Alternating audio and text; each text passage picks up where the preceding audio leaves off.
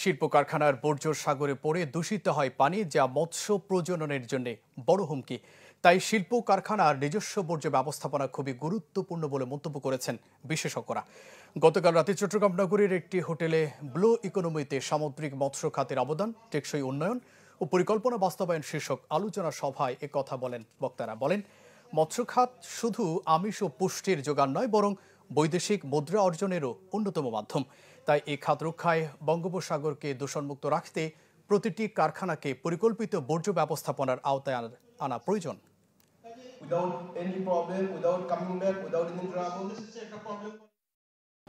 আজকে একদিনের লাভের জন্য আপনার ফিউচার, দেশের ফিউচার, আপনাদের সন্তানের ফিউচার নষ্ট করবেন না।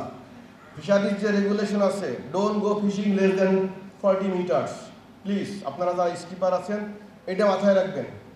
আপনারা অনেকেই জানেন যে আমাদের পার্শ্ববর্তী দেশ, যেখানে ফিশিং গ্রাউন্ডে কোনো ফিশ নাই। Because why? You know that uncontrol, unregulated, নিয়ম আছে কিন্তু কমপ্লাই করে নাই। আপনারা যারা স্কিপার আছেন, ইভেন তো ইঞ্জিনিয়ার আছেন, সবার প্রতি আমার অনুরোধ থাকবে, দেশের যে প্রচলিত আইন আছে, প্লিজ কমপ্লাই।